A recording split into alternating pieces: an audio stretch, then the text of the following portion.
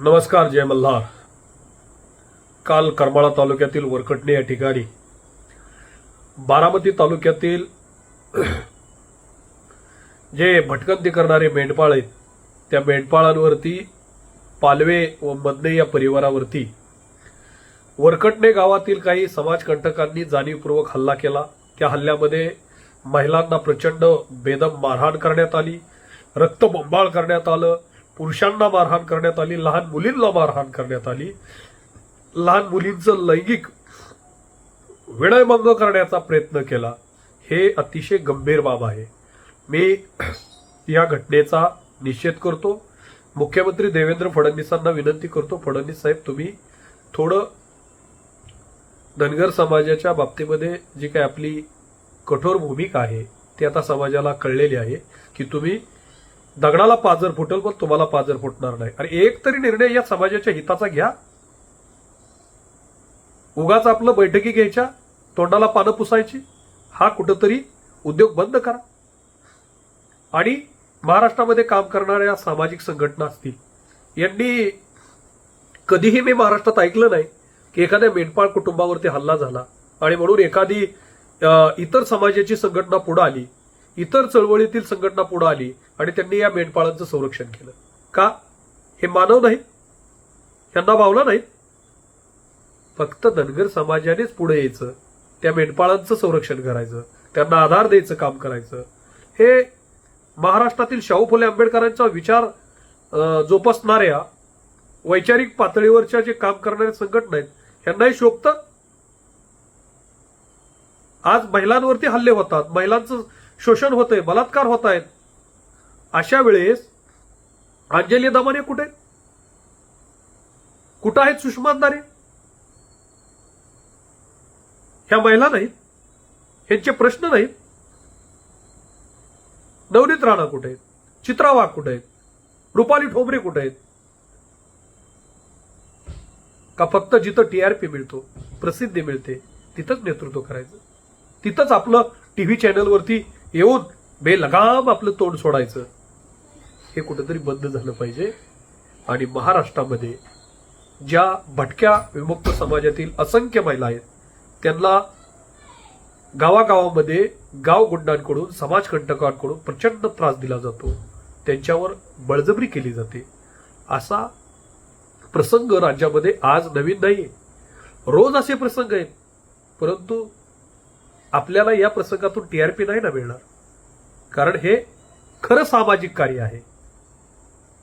आणि हे कार्य करण्यासाठी अंजली दमानिया, तृप्ती देसाई यांनी पुढाकार घेतला पाहिजे, परंतु घेणार नाही, कारण इथं टीआरपी नाही.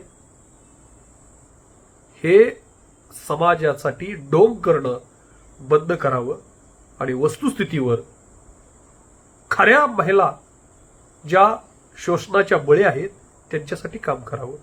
आणि फक्त मेंढपाळांवरती हल्ले झाल्यानंतर धनगर समाजानेच पुढे येऊन जर आंदोलनं करायची असतील तर या महाराष्ट्रामध्ये शाहू फुले आंबेडकरांचा विचार संपत चाललाय का? या महाराष्ट्रामध्ये धनगर समाजाला अस्पृश्य समजलं जातंय का? या महाराष्ट्रामध्ये धनगर समाजाची कोंडी करण्याचा कोण प्रयत्न करतोय का? या महाराष्ट्रामध्ये जात समूहांच्या आडून राजकीय शक्ती या समाजाच्या शोषणाचा बळी घेण्याचा प्रयत्न करते का? हे देखील प्रश्न पुढे येत आहेत. लाखो हल्ले झाले, सरकार लक्ष देत नाही. लाखो हल्ले झाले, महिला आयोग लक्ष देत नाही. लाखो हल्ले झाले, एकही सामाजिक संघटनेचे पदाधिकारी, नेते त्या ठिकाणी न्याय देण्यासाठी पुढे येत नाहीत. एवढंच नाही तर महाराष्ट्रामधला एकही राजकीय इतर समाजातला नेता या समाजातील दुःख, दारिद्र्य, वंचित घटकांवर होणारे हल्ले हे थांबले पाहिजेत, यासाठी पुढाकार घेत नाहीत. ही खऱ्या अर्थानं महाराष्ट्रासाठी शर्मेची बाब आहे. छत्रपती शिवाजी महाराजांनी महिलांचं संरक्षण, महिलांवर होणारे अन्याय हे रोखण्यासाठी अनेकांचे चौरंग केले.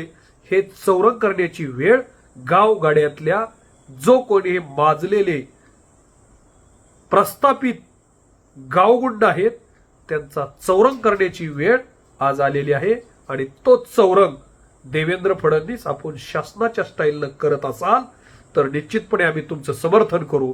आणि जर तुम्ही याकडे बघ्याची भूमिका घेणार असाल तर धनगर समाजाला खोडा पिक्चर महाराष्ट्राला माहिती, तो काळ येणाऱ्या काळामध्ये हातात घ्यावा लागू नये हीच माझी सरकारला विनंती आहे.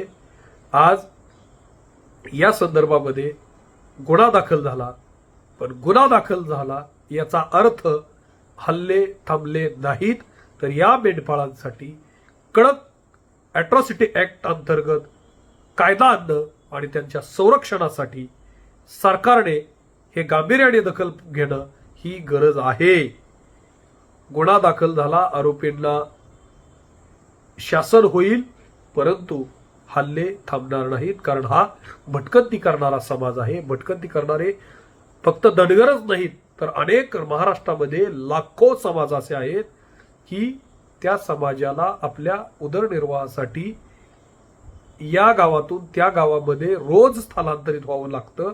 अशी लाखो कुटुंब या राज्यामध्ये आहेत. त्यांच्यावरचे हल्ले, त्यांच्यावरचे प्रसंग थांबवायचे असतील तर त्यांच्यासाठी अॅट्रॉसिटी ऍक्ट सारखा कायदा आणणं हीच या सर्व महिला संघटनांची, महिला पदाधिकाऱ्यांची, महिला समाजसेवकांची आणि सामाजिक चळवळीमध्ये शाहू फुले आंबेडकरांचा विचार जपणाऱ्या प्रत्येकाची गरज आहे. आणि जो हिंदू आहे तो हिंदू दर या मेंढपाळ बांधव, हिंदू मधून आपण अनेक आंदोलन करतो, अनेक मोर्चे काढतो, परंतु हे मेंढपाळ हिंदू नाहीत. ह्या ज्या महिलांवरती हल्ले होत आहेत त्या हिंदू नाहीत. हिंदूने जर एका हिंदूवर हल्ला केला तर ते आपल्याला मान्य नाही. अरे एखादा जर हिंदू कमजोर हिंदूवर हल्ला करत असेल, कमजोर हिंदूचं शोषण करत असेल, कमजोर हिंदूला लैंगिक अत्याचार करत असेल तर जो मजबूत असणारा हिंदू आहे त्या हिंदूचं सुद्धा मनगट धरण्याची, त्याच्या विरोधामध्ये सुद्धा लढण्याची हिंदू संघटनांमध्ये ताकद असली पाहिजे. तरच खऱ्या अर्थानं हिंदूंच्या बाबतीमध्ये एकता, हिंदूंच्या बाबतीमधलं जे काही चाललेलं वातावरण आहे ते बंद होईल. अन्यथा जिसकी लाठी उसकी म्हैस ही जर पद्धत रूढ होत चालली तर निश्चितपणे महाराष्ट्र हा गोत्यात जाणार, जातीय संघर्ष वाढत जाणार आणि महाराष्ट्राची जी काही वीण आहे ती विस्कटणार आणि धनगरांना अस्पृश्य समजलं जाणार. धनगरांना गावागावामध्ये अस्पृश्य समजलं जाईल, राजकारणात अस्पृश्य समजलं जाईल, व्यवसायात अस्पृश्य समजलं जाईल नव्हे तर ते चित्र आज उघड होत आहे, दिसत आहे. कारण त्यांच्या अन्यायाविरोधामध्ये एकही समाज, एकही सामाजिक संघटना पुढे येऊन बोलत नाही. याचा विचार करण्याची आज गरज आहे. देवेंद्र फडणवीस, तुम्हाला विनंती आहे की हे हल्ले तात्काळ थांबले पाहिजेत. त्यासाठी कडक कायदा यांच्या बाजूने आणणं हीच यासाठी अतिशय महत्वाची बाब आहे. जय मल्हार.